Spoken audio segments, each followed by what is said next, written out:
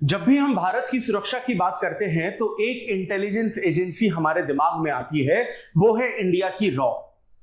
Raw एक ऐसी agency है जिसे 1960s के डेकेड में भारत की इंटरनल और एक्सटर्नल सिक्योरिटी से रिलेटेड इंफॉर्मेशंस को इंडियन गवर्नमेंट और डिफेंस को शेयर करने के लिए बनाया गया था। और तब से लेकर आज तक रॉ ने कई सक्सेसफुल ऑपरेशंस किए हैं और इनकी अचीवमेंट की गाथाएं हमें हर जगह देखने को मिलती हैं। लेकिन इस अच्छी सिचुएशन में भी कई बार हमें ऐसी चीजें देखने को मिलती है जब रॉ के कुछ एजेंट्स डबल एजेंट्स बन जाते हैं, यानी रॉ के कुछ ऑफिसर्स विदेशी ताकतों के हाथों बिक जाते हैं या उनके खिलाफ हनी ट्रैपिंग जैसे केसेस देखने को मिलते हैं, जिस वजह से वो मजबूर हो जाते हैं या लालच में आ जाते हैं अपने ही देश से गद्दारी करने के लिए और भारत की सीक्रेट इंफॉर्मेशन को दूसरे देशों को बेच देते हैं।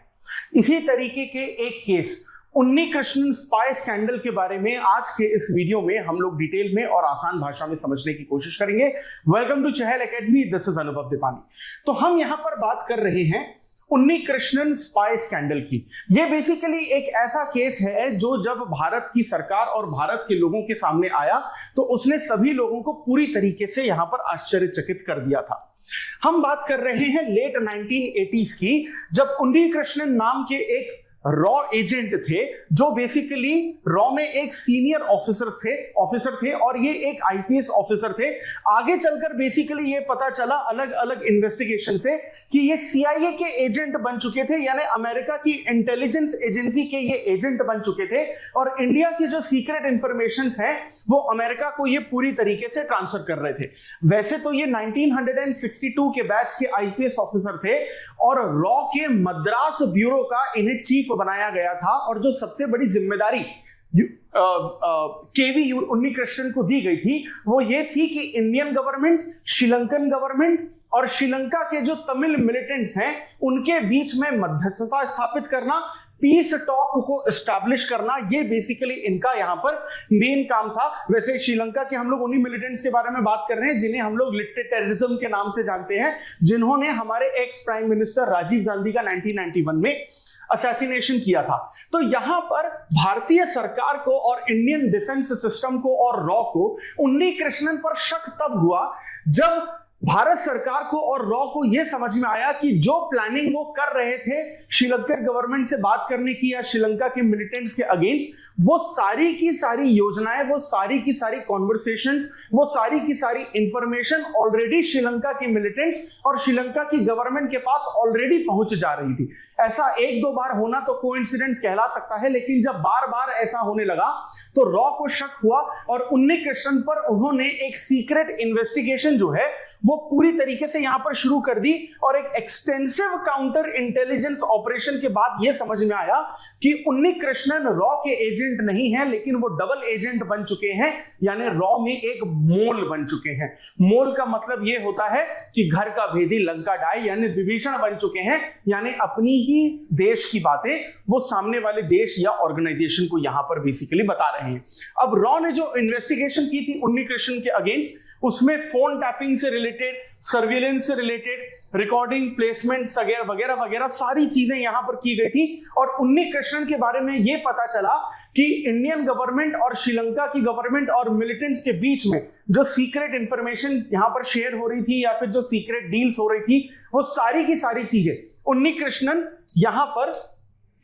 सीआईए एजेंट्स यानी अमेरिका की इंटेलिजेंस एजेंसी के एजेंट्स को पूरी तरीके से शेयर कर रहे थे। और ये बात तब की है जब उन्नीकृष्णन की इमेज रॉ में बहुत ज्यादा अच्छी मानी जाती थी और इसी वक्त पर उन्नीकृष्णन के प्रमोशन की भी बातें चल रही थी कि उन्नीकृष्णन को यहां पर बेसिकली क्या है कि प्राइम मिनिस्टर ऑफिस में भी प्रमोशन दे दिया जाना चाहिए। अब उन्नीकृष्णन जो है यहां पर पूरी तरीके से एक डबल एजेंट तो बन गए थे, लेकिन इनकी बेसिकली ऐसी क्या मजबूरी थी? क्या इन्होंने पैसे के लालच में इस तरीके का काम किया था? जी नहीं, ये हनी ट्रैप में बेसिकली फंस चुके थे। अब हनी ट्रैप का मतलब क्या होता है? हनी ट्रैप तो आसान भाषा में समझने की कोशिश करते हैं। मान लीजिए कि आप इंडिया के रॉ के कोई एजेंट हैं या फिर कोई आईएफएस ऑफिसर हैं, फॉरेन सर्विसेज के हैं और दूसरे देश में जाकर काम कर रहे हैं या सीक्रेट इंफॉर्मेशन से रिलेटेड काम करते हैं, तो आपको किसी एक फीमेल फिगर या फीमेल कैरेक्टर के झांसे में फंसाया जाता है, आपको सड्यूस करने की चीजें की कोशिश की जाती है, आप वो जो फीमेल फिगर है वो पूरी तरीके से आपको अट्रैक्ट करती है, आपको अपने जाल में फंसाती है। एक तरीके का रोमांटिक रिलेशनशिप या फिजिकल रिलेशनशिप या फिर सेक्स चार्ट्स या फिर सेक्स वीडियोस यहां पर रिकॉर्ड करवा लिए जाते हैं धोखे से, और फिर उन वीडियोस और उन चैट्स के द्वारा ब्लैकमेल किया जाता है उन ऑफिसर्स को कि अगर आपने अब हमारी बात नहीं मानी तो ये जो वीडियोस हैं, एमएमएस हैं या फिर ये सेक्स चार्ट्स हैं, ये हम पूरी तरीके से पब्लिक कर देंगे और आपका करियर खत्म कर देंगे और आपकी और आपके देश की और सरकार की और रॉ की जो इमेज है वो पूरी तरीके से मिट्टी में मिल जाएगी। अब वो पर्टिकुलर ऑफिसर अपनी इमेज बचाने के लिए इस चीज को सामने आने देना नहीं चाहता और मजबूरी में सामने वाली एजेंसी या दुश्मन देश जो भी करवाता है वो बेसिकली क्या है करने लगता है। लेकिन ये मजबूरी कब आगे चलकर देश की गद्दारी में बदल जाती है ये उसे समझ नहीं आता, और एग्जैक्टली इसी तरीके का जो केस है वो बेसिकली हमें यहां पर उन्नी कृष्णन में देखने को मिला था कि ये बेसिकली हनी ट्रैप में पूरी तरीके से एक तरीके से फंस चुके थे। अब ये जो सारी की सारी चीजें हैं उन्नी कृष्णन के बारे में जब इन्वेस्टिगेशन हो रही थी या उनको जब हटाया गया था तब तो ये सारी चीजें सामने नहीं आई, लेकिन 1987 में जब रॉ के चीफ एस.ई. जोशी रिटायर हुए तब जाकर उन्होंने हनी ट्रैपिंग का जो इशू है इसको पब्लिकली इशू बताया और उन्नी कृष्णन के एग्जाम्पल के साथ ही बेसिकली बताया, जहां पर छोटे से लेकर बड़े से बड़े ऑफिसर तक हनी ट्रैपिंग जो है वो करवाई जाती है। अच्छा, बात यहां पर इंटरेस्टिंग आज के दौर में ये भी हो चुकी है कि हनी ट्रैपिंग जो है वो अब सिर्फ मेल ऑफिसर्स के अगेंस्ट नहीं, फीमेल ऑफिसर्स के साथ भी की जाती है। जिस तरीके से मेल ऑफिसर्स को लड़कियों के माध्यम से फंसाया जाता है, कई बार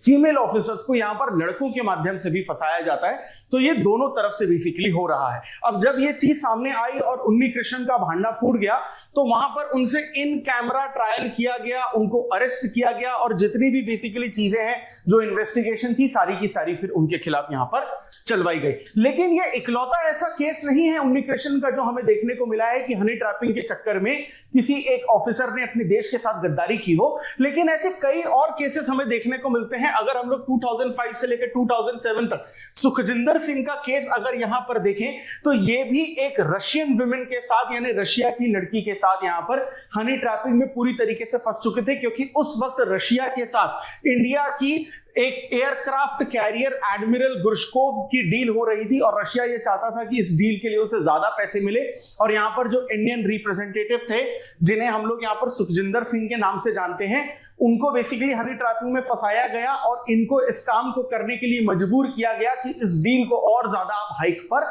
लेकर जाएं। इसके अलावा अगर हम लोग मनमोहन शर्मा की बात करते हैं तो 2008 में हनी ट्रैप में बेसिकली इनको भी फंसाया गया था। ये मई 2008 में मनमोहन शर्मा एक सीनियर रॉ ऑफिसर थे और ये भी हनी ट्रैपिंग में फंसे थे जब ये बेसिकली बीजिंग में पोस्टेड थे। तो एक चाइनीज लैंग्वेज टीचर थी जिनका इनसे एक रोमांटिक अफेयर हो गया था, इसको भी बाद में हनी ट्रैपिंग की तरह बेसिकली लिया गया था और बाद में फिर बेसिकली इनको उस पोस्ट से हटा दिया गया और इनके खिलाफ भी पूरी तरीके से इन्वेस्टिगेशन की गई। इसके अलावा 2007 और 8 में रवि नायर के साथ भी सेम तरीके का हनी ट्रैपिंग हुआ था। रवि नायर 2007-8 में एक रॉ ऑफिसर थे और हांगकांग की कोई एक लेडी थी जिनका इनके साथ एक रोमांटिक अफेयर जो है वो चालू हो गया था। बाद में रॉ को पता चला कि रवि नायर हनी ट्रैपिंग में शायद फंस सकते हैं तो उन्हें वहां से वापस बुला लिया गया। उस वक्त ये बेसिकली साउथ ईस्ट एशिया के जितने भी मैटर्स से उनको हैंडल करते थे, लेकिन इनको पोस्ट से नहीं हटाया गया, लेकिन सिर्फ इनका ट्रांसफर किया गया और फिर इनको श्रीलंका भेज दिया गया रवि नायर को। प्रॉब्लम तब होती है जब वो हांगकांग की लेडी रवि नायर का पीछा करते करते श्रीलंका तक पहुंच जाती। तो रवि नायर को तो इसमें विश्वास हो गया कि प्यार की एकदम इंतहा हो चुकी है और वो हांगकांग की लड़की सच में मुझसे प्यार करती है, लेकिन वो हनी ट्रैपिंग इतना ज्यादा बड़ा था कि हांगकांग से लेकर श्रीलंका तक चला। बाद में श्रीलंका के बाद फिर रवि नायर को पूरी तरीके से यहां पर पोस्ट से हटा दिया गया। और रविंदर सिंह का जो केस है 2004 का, ये सबसे बड़ा एक फेमस केस कहा जाता है। ये भी हनी ट्रैपिंग में फंसे थे और फिर ये डबल एजेंट बन गए थे और CIA के लिए रॉ के नाम पर एक मोल की तरह काम कर रहे थे, यानी डबल एजेंट अमेरिका के बन चुके थे और बहुत सारी सीक्रेट इंफॉर्मेशन जो है इन्होंने बेसिकली यहां पर निकाली थी।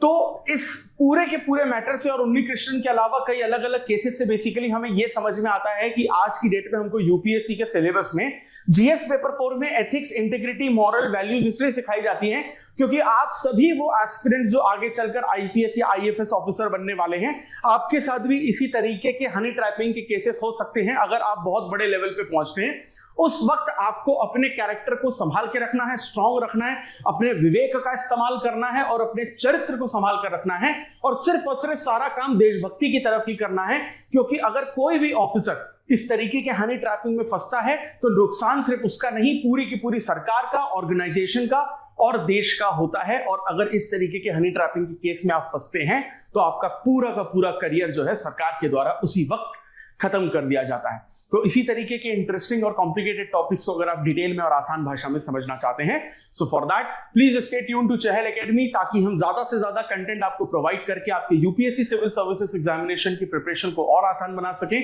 और ये हनी ट्रैपिंग का केस रॉ में किस तरीके से